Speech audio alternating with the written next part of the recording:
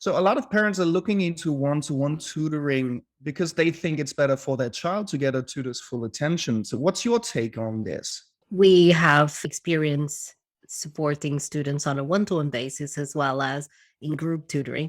We know that the group tutoring enhances the child's learning. The reason being is because they spend a lot of time on their own when they're doing one-to-one. They don't bounce back their ideas. It's just between them and the tutor. While they in the group tutoring, they have the advantage of bouncing back, looking at the people's pitfalls, learning from those pitfalls, and be able to relate as well. And they create a community within that group. The advantage of being in group tutoring is never like in school. It's not groups of 30 students, it's less than that. We always advocate the maximum of students that I've seen and that I put together as well was 10 students. And I believe that most people need to consider if they want their child to be tutored in a group tutoring set, the maximum should be 10. The ideal, we believe, it should be 6 because there are more interaction. You can actually engage more with the students and give them the right support. So those are the numbers we advise in the group tutoring, and we see an enhanced improvement on their grades straight away from the moment they are in smaller groups because they know everyone is going to participate in the lessons and there is a better connection between them and the tutor. What's a typical group size at A2I Academy? The group size, we have maximum of 6. We experimented with 10 students previously, and we saw there was a diminished quality in our delivery. So we maintain maximum of 6 students per group. For the parents, how would parents know if their child was, well, either overwhelmed by a subject in school or simply not challenged enough? Because I think these two things can have the same symptoms, but need a different approach. So either the child is overwhelmed by a subject or not challenged enough. So how do parents recognize and realize that difference? Number one is asking the pertinent questions when they come from school. And it's not just maintaining the basics that we usually, as busy parents, we do. We say straight away, oh, how was your day today? Oh, it was great. And that's it. You need to dig deeper into the questions you need to ask your child. So you need to be a bit more involved. Just take a few minutes a day once you see a child and just go through questions like, what subjects did you cover today? What did you learn? Can you show me a technique? Did you struggle with it? Were you able to ask questions? Because then you can gauge whether they were able to ask those questions in class and the teacher was able to support them. The other side of it is also when you have parents' evening. As parents, we need to be geared up. I wasn't geared up at the beginning, and I learned to do that because I was in education for many years. And I always have a set of 3 or 4 questions for the teacher ahead of the meeting or during the meeting if that the prior wasn't possible.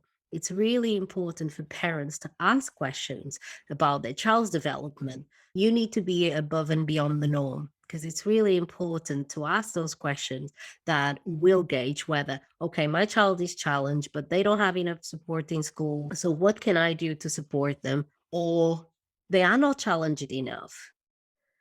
And if they're not challenged enough, they're going to be demotivated. So we can ask this question: does the teacher have the resources? If they don't, just say, okay, I understand. So I'll get some support aside and we get the communication going between parent and the teacher, then transfer that information on to the parent.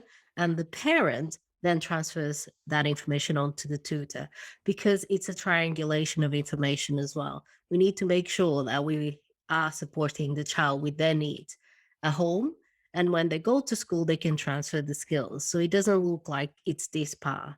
So there is a lot to do with having that communication going and asking the right questions from the get go. And so for parents, what's the best time to go look for additional support for a tutor, for example? When is it too early and when is it potentially too late?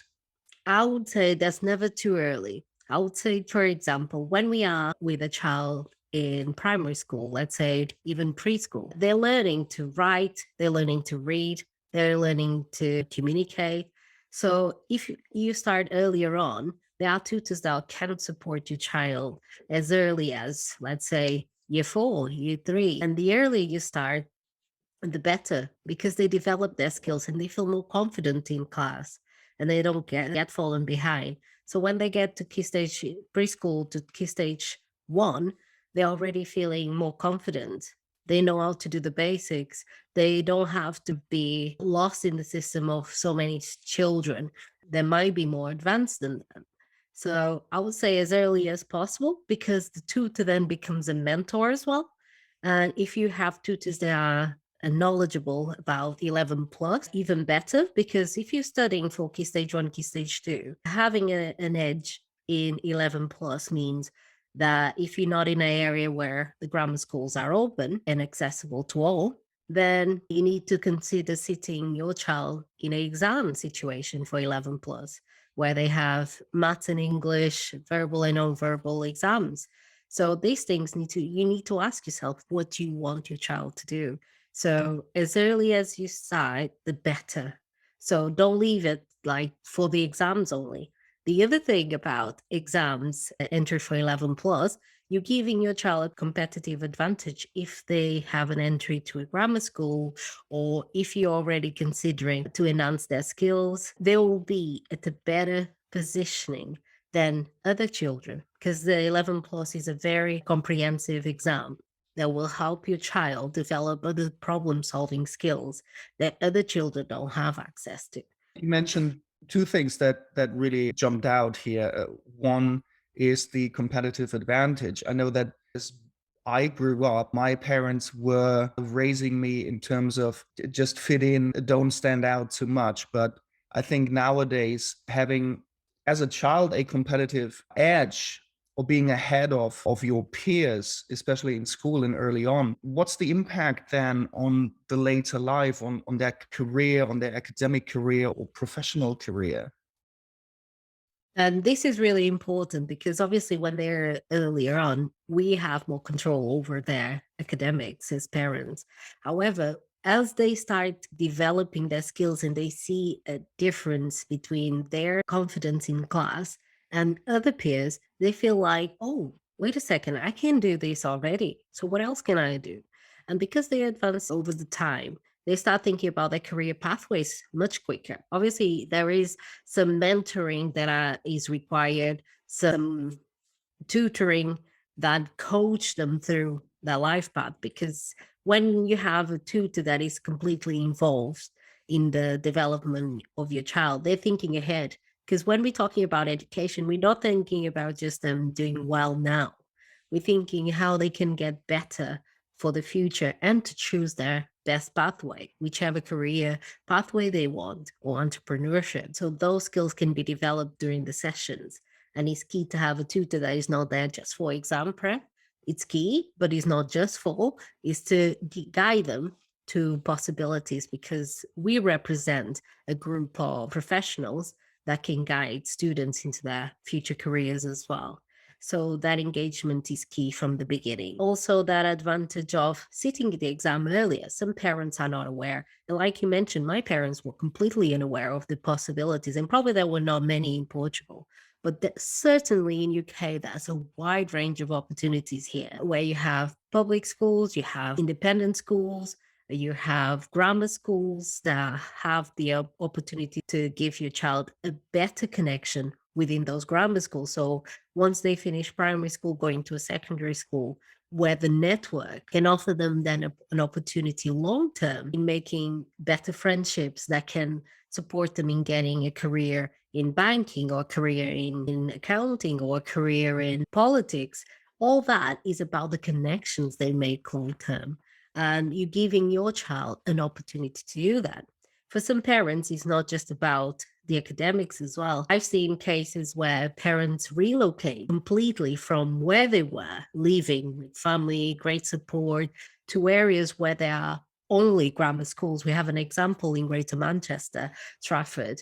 Every school is a grammar school. So you're giving a competitive edge to your child, a competitive advantage for them to be in the best schools without having to go through the exams. Again, is things that need to be thought of as a family. So everyone needs to be involved and involving the child in that process. And you mentioned several times mentoring as a big part of A2I Academy. And it's not only the tutoring side of it, it's not only the subject side of it, but also and coming up with a strategy and plan for the next 2 years, 5 years, maybe even 10 years and beyond that. So you developed the accelerated learning framework over the past 17 years.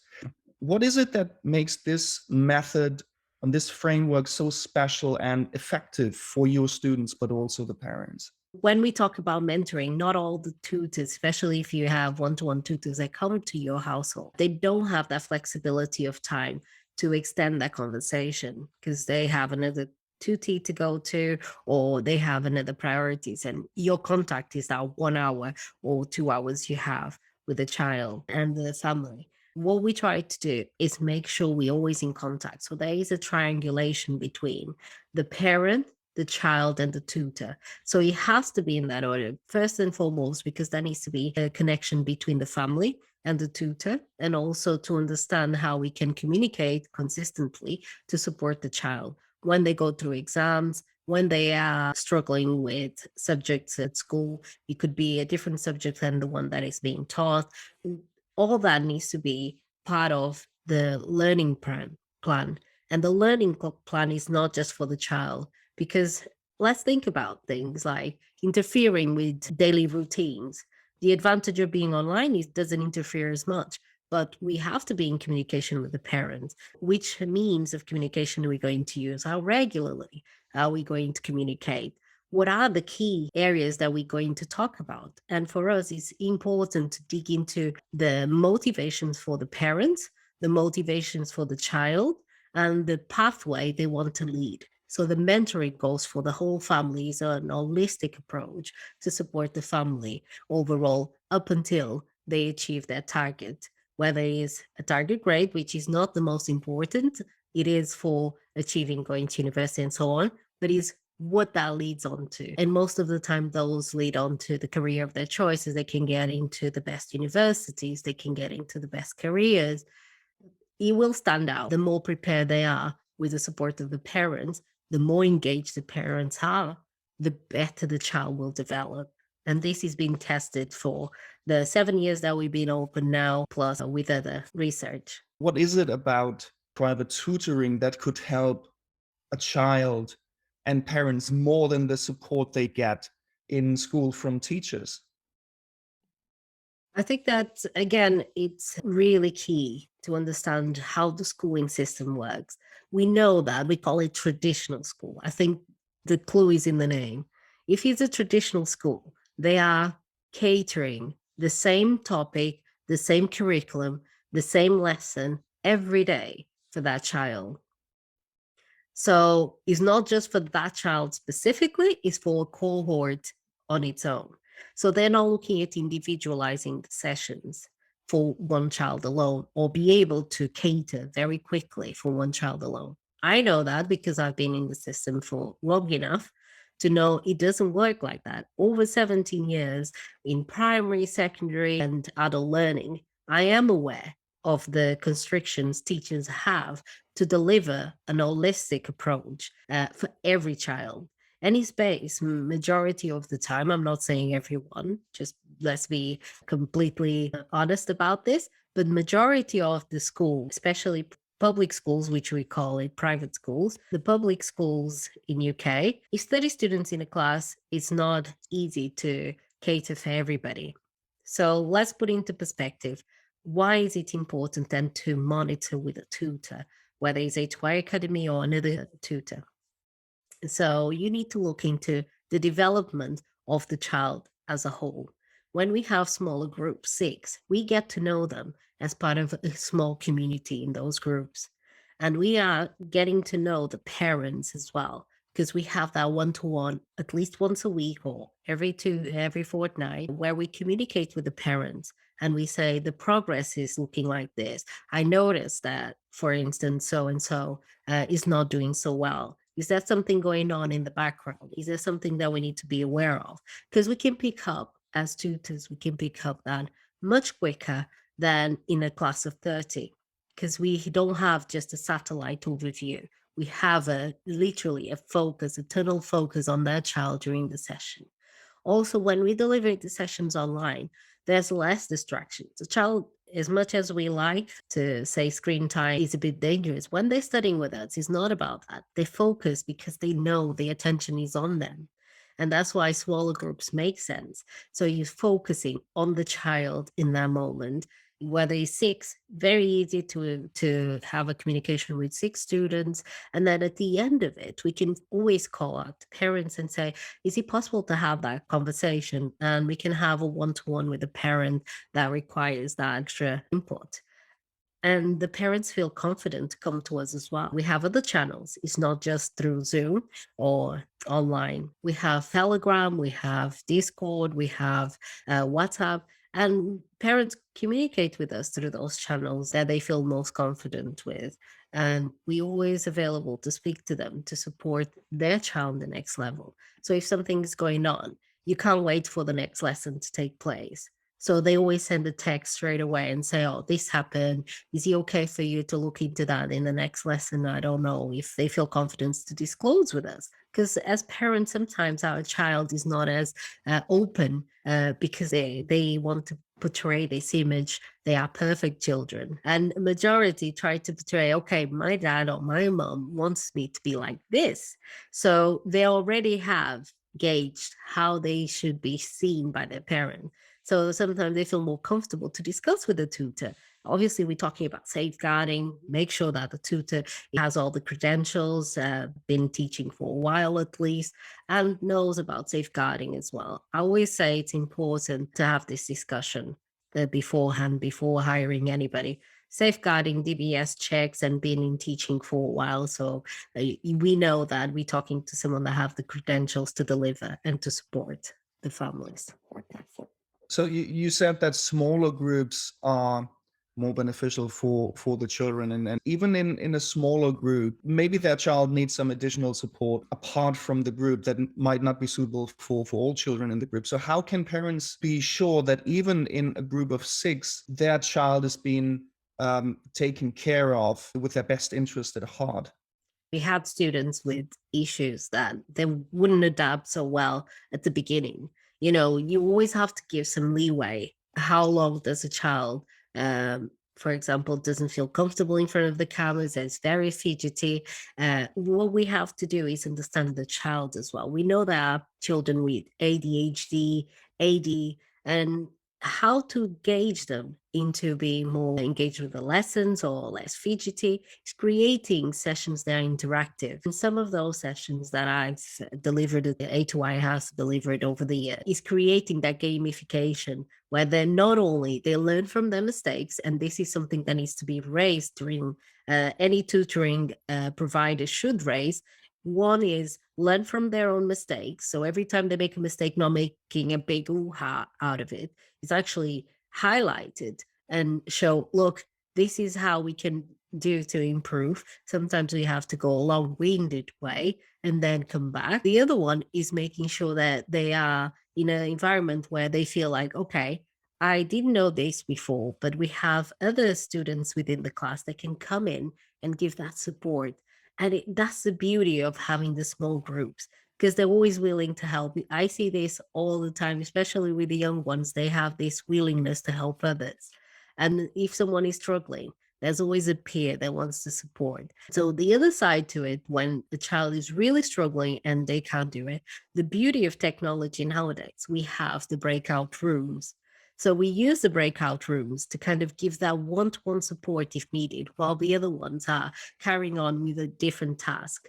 It's rarely now that that happens because once they start getting engaged and once they get to know each other, what happens is the child starts helping the other peers that are struggling. And you can see like almost the teacher is there just giving it the support on the outskirt while they say, oh, I did this, try this method, see how you feel. And you feel like almost that community was created really to be more supportive between different students in the group.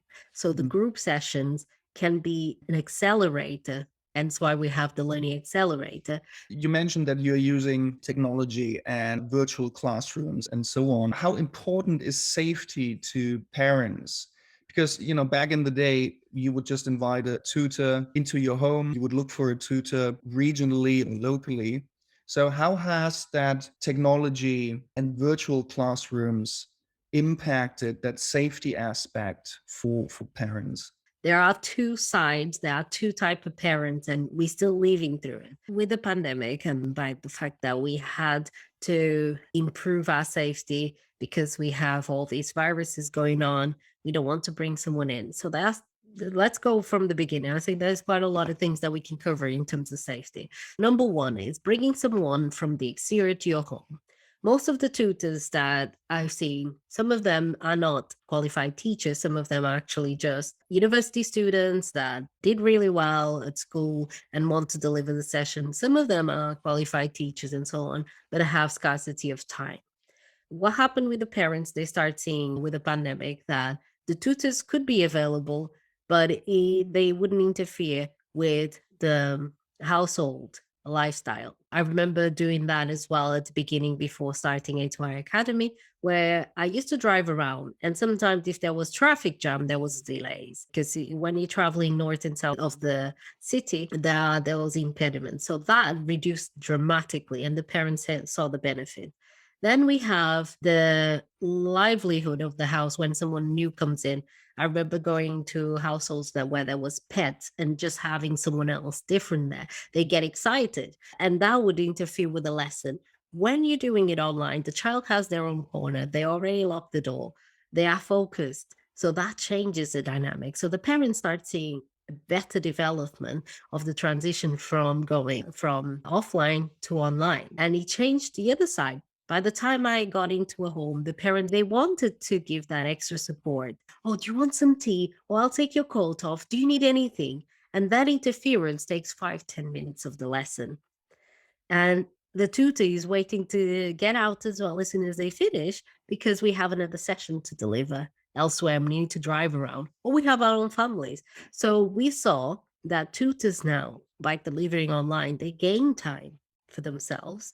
They gain time to have that one-to-one with the child at the beginning. That's 5-10 minutes wasted on a cup of tea, which is great, but it's the time eaten away from that moment of delivery. There was no codes to worry about. There was no exit to worry about. Like almost we had to say sorry to exit the home. Sometimes we wanted to discuss something with the parents and we were not able to straight away and see you next week kind of thing. And that stopped since we started delivering the sessions online. So it has been a massive advantages for the families, and they appreciate that we now take more time to look at the holistic side of the child, and we are able to deliver. If it's a 1 hour session, we are able to do that and discuss and talk and use the resources we have online much quicker than having to carry on books upon books upon books. And that changed dramatically. And we're talking about both sides, obviously, but we still have parents that want that one-to-one, that want that come to our home kind of situation. And those parents, it's okay as well. But what I believe is they are losing the opportunity of the small group tutoring. They are losing the opportunity to enhance their child competitive edge that they would have if they were in small groups. The sense of community, the sense of communication is not just a one-way communication.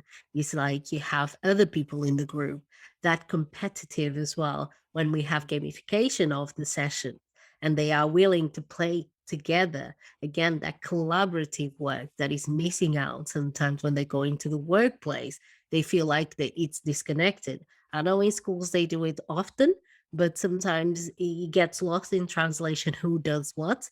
But when you're doing online, there is a better perception because you can have a full overview who's doing what and when.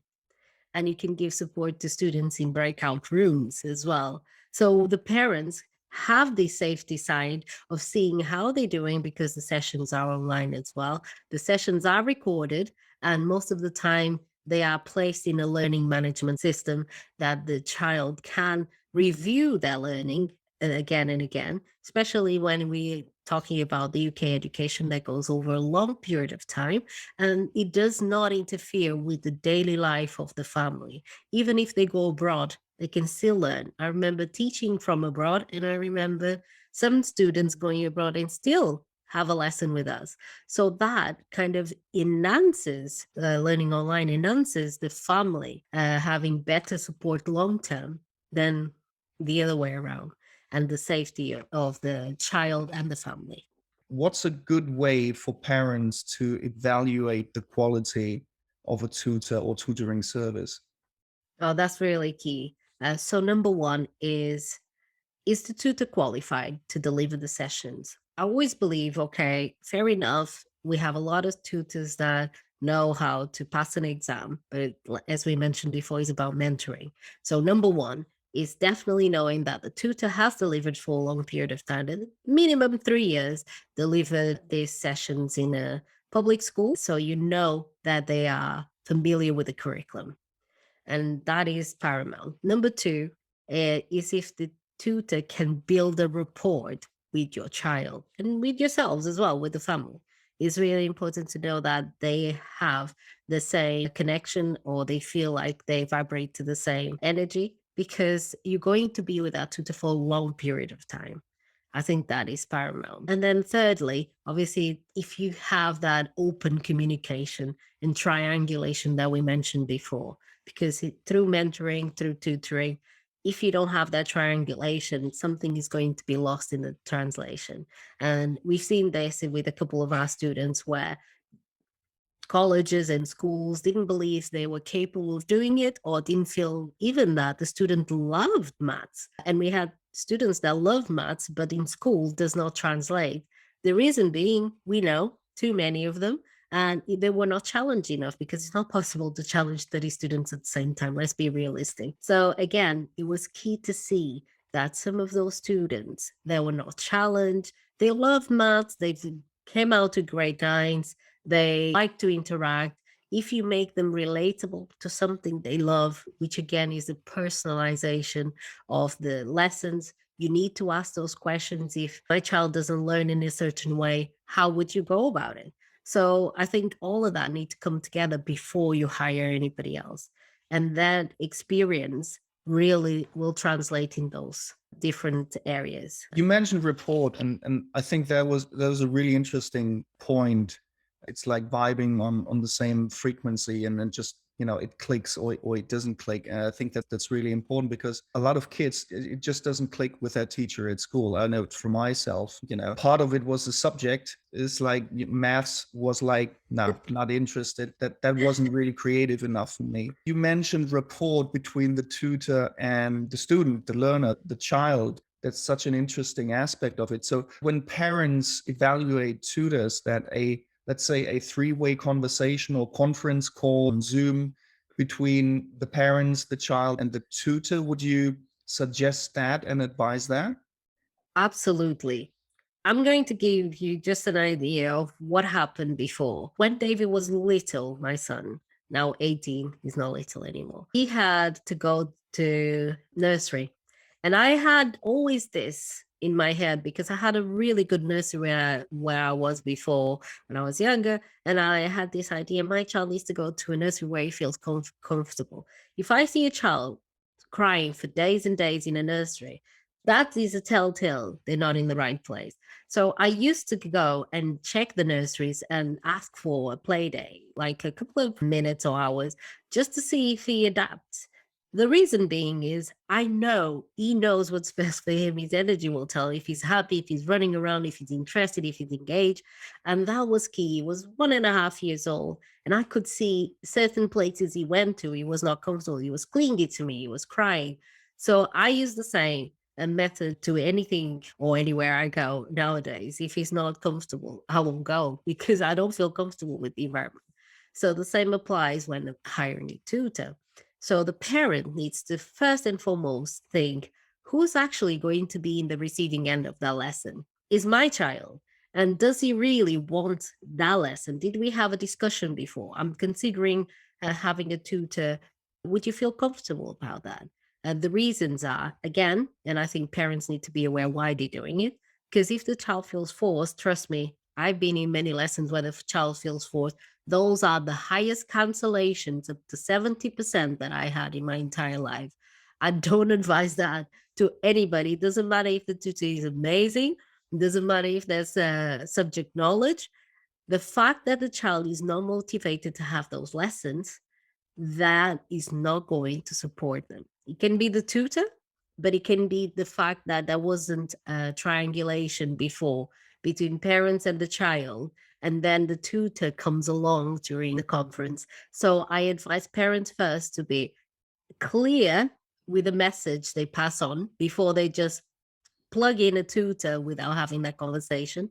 It's not going to go well. I've seen it. And the second one is making sure that the child is involved in all the process of hiring a tutor and a tutoring service. And they need to remember some of these relationships become long term relationships that can go from primary all the way to secondary school, or can be a 3, 4, or 5 year engagement that they have. It needs to be perfect for the family, and I wouldn't advise any different.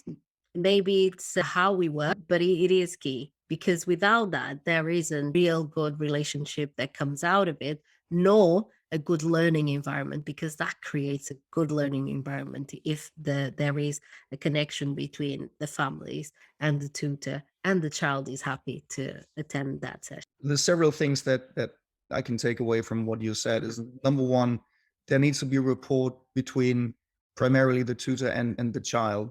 Yeah. If the learner is uncomfortable with tutor, then it doesn't make any sense to go with that tutor or that tutoring service, because the parents wouldn't and the child wouldn't get the results that they were looking for. Yes. And also, it's not only the subject, but it is primarily also the tutor. Is there a connection between the learner and the tutor? Even if everything else is kind of ideal, the background checks and the subject expertise and everything, but if there's no spark, or it doesn't click between the student and the tutor, the parents should not go with that tutor, or if it's a tutoring service, see if they can get a different tutor. Yeah, At the same correct. time, I think it's also in the responsibility of the tutor and the tutoring service to say, I don't think we're the best fit for Yeah. your child. Although technically, we tick all the boxes, and that's fine. But we just feel that we don't have a tutor that is kind of on the same wavelength than your son or your daughter. So I think that that's also the responsibility of the tutor and the tutoring service.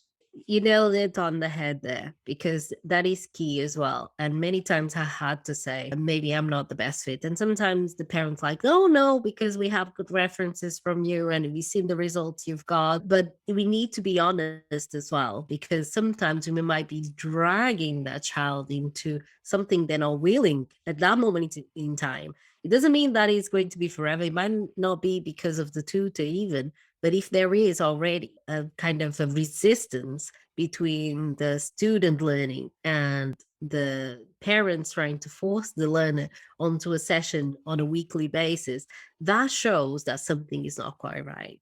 So sometimes it's giving the students the opportunity to pick their tutors, to pick how they want to learn, to kind of come back to that initial recruitment process and say, okay, we have a couple of tutors. Let's have a meeting with all of them and you select one. And that could be even based on all the questions first, obviously, gauge all the questions first. So you're happy with it to make sure your child is involved in the selection. And then when the meeting takes place, then you get a better overview in if there's that connection between the child and the tutor to triangulate. And you can even say, okay, try for 4 weeks. And if you're not happy with it, we will withdraw. And that is sometimes a way of doing. I know not all the companies would agree to that, because, for instance, we can say HY Academy works really well from the beginning. We have enough resources to see how our lessons take place. We do communicate well with the parents way before they engage with us. So the key is for having those communications at the beginning, having that first call to find out if he's a good fit for the family. And then once that decision is made, it's much easier than just jumping onto a situation where you have to drag your child to a lesson. We need motivated parents, but the biggest motivation is the child wanting that more than anything else. And they need to know the reasons why, because I know some of them is like, you need a grade, you need the grade, you need the grade to go to that place to go, but it's not engaging with them because sometimes understanding what the child wants first. Imagine they want to be an astronaut. So then we need to have the conversation. Okay, to be an astronaut, you need to have this grade, you need to go to this university, you need, okay, so can we put steps in place? Then is getting the child involved. Obviously, not early as 3 years old, please, but at some point in time, that's when we have that kind of dialogue. It's really important to gauge, motivate the child before the meeting and ensure that there is a good connection between the three during the period of time that is going to be very lengthy. They need to be partners in crime, let's call it. What would be a good way for them to lower the resistance that maybe there is in their child to get some additional support, to go to, private tutoring? What can parents do? How can they work with their child to lower that resistance? And do you have like typical examples of why there could be resistance in a child to go to a tutor? There is many, and I must say that the few that we have, it has to do with the fact that the child was always either forced to do some kind of activities, or we have situations where the opposite happened. The child had coordinated activities, and they knew what their schedule was, and they were able to maintain it. So let's see the non-motivated child. The non-motivated child uh, always have excuses, would use any support mechanism. Sometimes we have the parents a good cop and the bad cop kind of situation. So they use that to friction. Oh, I can't go because I have this activity with so and so. I can't go because I'm not feeling so well. And there was always someone that would cover that. And the cancellations would happen most of the time last minute, which is really bad for a tutoring service. You can imagine that they prepare the lesson, they have everything ready, and then it's like just straight away onto the bin because that session was canceled and we weren't able to fill in. If it's in a group situation, it's miles easier to deal with because we have the 5 students to work with, and there's nothing you can do. The session is paid for, and the child attends or not. It's not going to impact much on the tutor. But prior to that, obviously there is the impact that we know that child is not developing the same rate as their peers. So there is a catch-up session that we need to put in place for that. So that is disruptive for the tutor to deliver. So can you imagine if we had so many students like that? So again, it need to be well discussed between parents before they start on this journey. It'll cost them long term, not just in terms of grades, but how much they putting towards that child and the results are not there. So I always say, think very carefully when we are going through this process and get the child involved and see their motivation and see how they are developing over time. Because that is a long term commitment. For the motivated students, we see there is a routine in place. So, this is what the parents should learn, the parents that have an unmotivated child and a motivated child.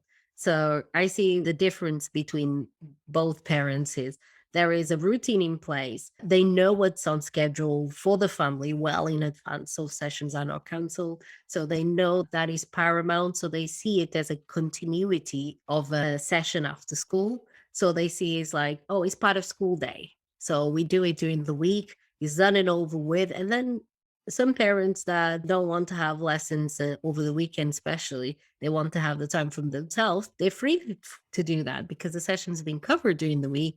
There is a routine. They know they need to study during that session after school, and it doesn't interfere with the other activities they have in place. Also, the organization of the child, because it's getting them involved early on, which is a massive skill, which is time management and being organized with their studies, because obviously they have transferable skills that go to school, but they have transferable skills that'll be for life. And having different folders for the tutoring and different folders for the school will help them stay organized. They know they're going to grab that folder that is specific for the lesson, and they get through it much quicker, much more organized, and they feel like it's part of their daily routine. So again, that brings that sense of we know where we are, we know what we're doing. So that child then that is more motivated, you'll see a different demeanor compared to the child that isn't.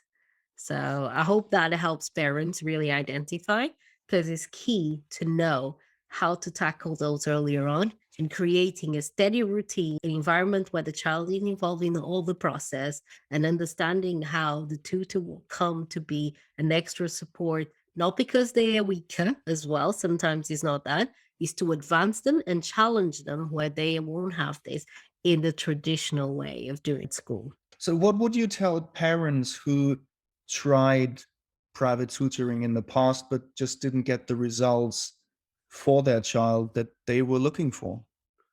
If they didn't find the results and they see repeat transgression, that the child is still having the same issues in school, still not being able to grasp the subject, let's say after 6 months, you should see an improvement of that child's extra support at home, or supplementary support, let's call it supplementary support at home.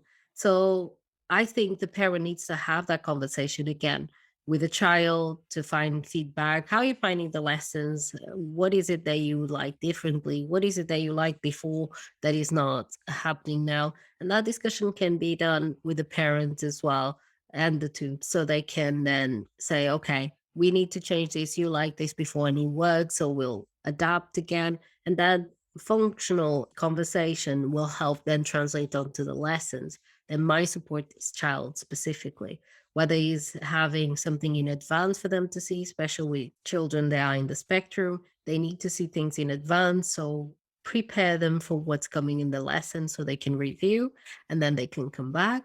Or if you think that it's been a long time and you're not feeling comfortable, sometimes it's looking at different venues, different tutors, and might not be adaptable for that child. And the parent, as well as the tutor, need to be ready to say, we tried it for 6 months, it's not the best fit. I think we're going to try something different, and appreciate that moment of honesty as well. So from your experience, what's a good time frame initially to really see if the private tutoring kicks in for the child or not? I would say 3 terms, 2 to 3 terms. So we're talking about either 6 months or a whole year. Because remember the conversation we had initially, this relationship might last up to 5 years, up to even more, if the tutoring service have an extended support from primary all the way to secondary, which means that conversation needs to be taken earlier on, where we need to know if the child is getting the results, the reports is showing. If we having different results during the tutoring session and the child are having completely different results at school, it doesn't match, then more digging needs to be done. I think from the parent side, they need to look at the school system, if the child is comfortable there, if he's not someone that is very quiet, because sometimes it doesn't translate. The child is super confident in the sessions, online sessions, and then he goes to school. It doesn't translate that. Maybe that's something that needs to be dug out.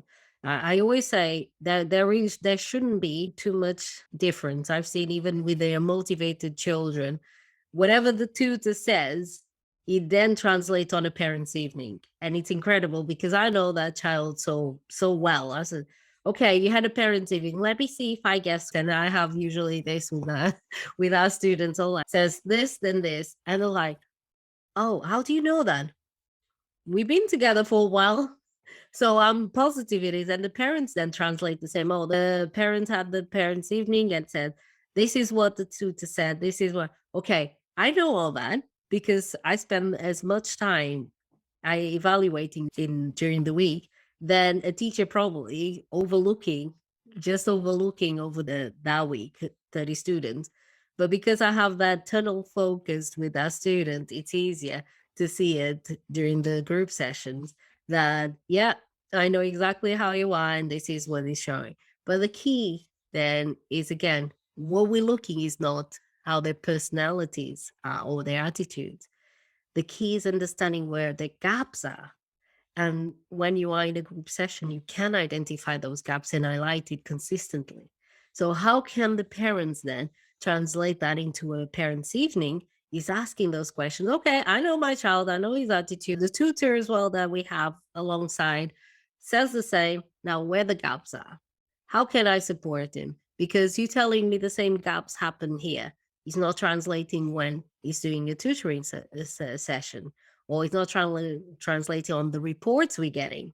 And because the tutoring sessions are very focused on just understanding how the learner thinks and how he translates then onto the problem solving, we can say, okay, I can see where the issue is here. But in schools, it might be harder to go in that level of detail. But if there's no results coming from there, maybe those questions need to be asked to see what's happening in the background. We don't want to leave it too long because that child is going to be in school for a long time as well. And if the results are coming from that, is a bit of a risk taking. Like I've done recently with my students, they sat the exam earlier, a year earlier. They could have done, if it wasn't the pandemic, 2 years earlier, but there was no exam centers and they went privately. The reason being is sometimes their child is so ahead of time. The schools will tell you that the child has a grade 7, for instance, and with you, you can see that child's a grade 9, and you letting go one more year where that child is getting demotivated in class, where they could have advanced and do a A-level maths, further maths, while they're focusing on the nitty gritty of just sitting in class and going at the same pace as their peers. That is very dangerous. That's where we lose our creatives, our scientists, our mathematicians, and this is what we need to change. And to tell you the truth, I have no shame, I'll say. If I see a family that requires that child to sit the exam earlier on, I will promote that to them. The reason is the schools have a system that is completely different than homeschooling or the case of online tutoring. We can offer flexibility. We have partnerships with other organizations to support that development of the child at their own pace. And they might mean that their pace is earlier on rather than later on. So we need to be very aware that we need to support the child fully. It might not translate from school because the school didn't pick up. Actually, this child loves maths. He's just fed up of doing the same thing over and over again and wants to do something else. Maybe they're great at literature. Maybe they read well, but they don't have enough time to show their skills. So they're going to be demotivated and demoralized. So, how can we change this over time? Is really digging into those questions. So, parents also need to be better prepared to ask those questions when it comes to it. And I hope it helps more families as well understand what they need to ask to understand why there is that disparity. It might not be the tutor, it might be that is a complete different reality that happens in school and what happens in lessons. And you mentioned homeschooling as well. So there's this kind of two things. One is the tutoring side, the private online tutoring side, and then there's homeschooling. For parents, what's the difference? And when should parents go for private tutoring and when should they consider homeschooling? That's a really good question in terms of they can be completely different or they can be merged. I see that, for instance, we have parents very confident in creating activities for their children.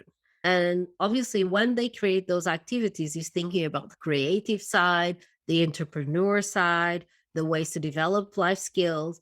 Perfect. But there are some parents that are not so strong in maths and or they're not so strong in literature. They're perfect in language, but not so sure in literature. We need to think, where is that child then developing into? And I had students from both sides. I had homeschooled students and students in public or private school. So the difference is, once that child gets to a certain age, as homeschoolers, do they want to pursue a career that requires a certain level of qualification? And that's the question the parents need to start asking around the year when they are 11 years old, 12, 13. The reason being is At that stage, they need to start preparing for the national exams, the GCSE, because those are the key to enter into university or college of their choice. If they want to do mechanical engineering and they don't have the basic skills for maths, it's going to be very hard for them. If they want to go into engineering, they don't have the skills for maths, it's going to be very hard for them. They might have the problem solving the basics, but not have that extra that we need from statistics, that extra that we need from geometry. And it's key for them to develop those skills to at least prove that they can sit those exams and pass those exams to have access to that. So homeschooling can be merged. The parents shouldn't just think that, okay, I don't want them to go to a public school. I'm happy delivering and supporting my child development the way it is, which is phenomenal. I've done both. I know the difference. And I believe that merging them when the time is right for them to be able to have access to everything else that is available for the ones that are in public and private school, it's important because it doesn't mean just because you're homeschooling, your child can't sit an exam. They can. I've done that.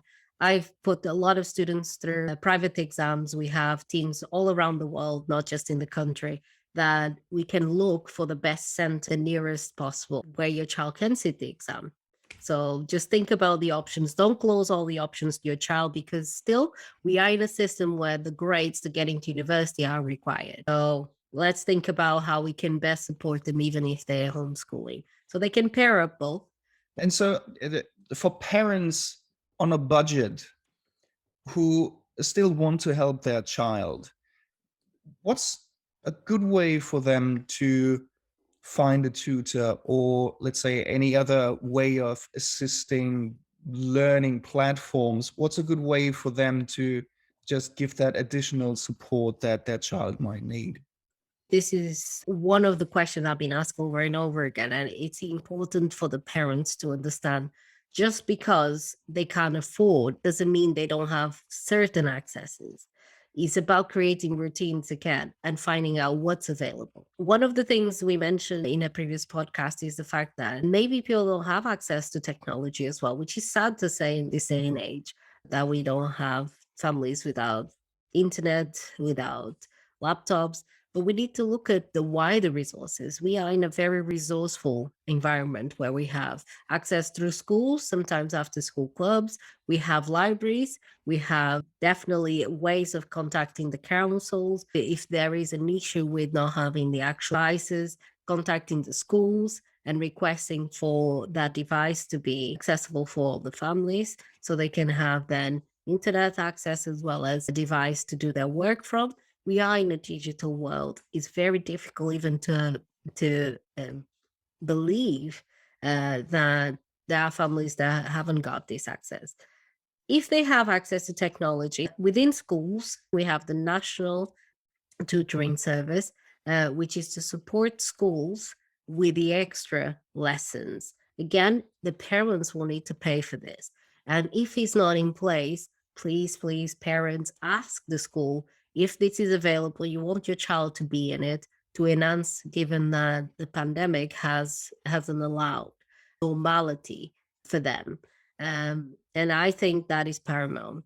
The other thing is all the resources as A2I Academy, we are always creating new resources in place. And if his affordability for a whole lesson to take place is not there, we have lessons that you can pay small amounts as and when you require. So you have also free resources. You have free resources available where you can tap into from exam practices. You can go on YouTube and watch. Many of my colleagues have a wide range of resources in there that you can access. Also, we have our own platforms where we advise people to have a look at different techniques, how to do and solve problems. You can't say you can't find a free resource for that child, whether you go to the library, whether you ask support from the school, whether you ask support from the council. So I believe families that are struggling, there are resources out there. You just need to let your voices being heard. I think that's key. The final question for today. You're an advocate for girls to enter the STEM field, as I understand. What is it that you think young women bring to the STEM field, and how do they enrich that field? Oh my goodness. This is a must, definitely. I would say I saw it within my profession. There was not many maths tutors that were female. And there was certainly not many maths tutors that were black. I would say I was like almost a niche within my field. Again, it does help me to say I so want to encourage more girls, more women to embrace maths. Why? Our creative side. By nature, women, we're very creative. I'm not saying that our boys and male counterparts aren't. I just say we are creative in everything we do. When we cook, we can come out with different things. When we draw, we can come out with different things. It's a different way of thinking. So we have different experiences as well. We're more extroverts sometimes as girls than the boys. And we can bring so much wealth into the maths and the sciences and technology. So why are we not doing engineering? When a woman is doing engineering, is something completely out of space. It's just amazing to see how they develop the skills, and they're always hiding away as well, the few that are out there. And I want to see more girls and women in STEM. So I'm definitely an advocate, and I want more girls to feel that way. And I remember quite a few students of mine, the girls that was like, I'm not good at maths, I can't do maths. And they end up going to college and they're doing A levels, further maths, and they're considering now their options in terms of career. They're embracing coding and they realize that coding is part of everything nowadays. And there's so many opportunities out there. There is not enough coders. So get my girls in STEM, technology, science, maths. But obviously, I'm biased. I would say maths is definitely the father of all of those. Or Or let's the call it mother? the mother. Just took the you just took the words out of my mouth. Yeah. The mother of all of those umbrellas. So please embrace maths and embrace them because it is an open door. You then have opportunities to different careers. But the most important that I believe that whatever we do in terms of education is about making people wholesome and making people realize that they can do more in life and become better problem solvers. And if you're good at maths, your finance will improve immensely because you can see the patterns within it. And you can believe more in what they say. What is the seventh wonder of the world, if I'm not wrong? Is compound interest. If you don't learn anything about maths, learn about compound interest. So more women in STEM means more families will be able to manage their finances better as well. Because women are the ones that usually manage most of the finances. I'm being stereotypical here. I'm sorry about that. It's not usual. But when I'm talking about STEM girls, I just want to enhance their skills and make sure they are listening to this podcast and say, yeah, let me see more into maths. And remember, you learn at your own pace. I have student adult learners, they learn afterwards, and now they love maths because they can see how they can use it on a daily life and leave the 9 to 5 job or leave that low paid job. And now they're changing their lives, finding new careers and going back into university to education and going back into university because they weren't able to without the right grades. And this changes the whole family dynamic. Because if you have better jobs or better career or a better way of managing your finances, you're improving the lives of generations to come. And this is a trigger that, yes, more women in STEM, please. And I encourage parents to see that side. It takes the time. It doesn't matter when they learn. What matters is if they are learning. Ely Garcia, founder of A2I Academy, thank you very much for your time. Go follow and connect with Ely on LinkedIn and check out A2I Academy online. And see you next time. Thank you.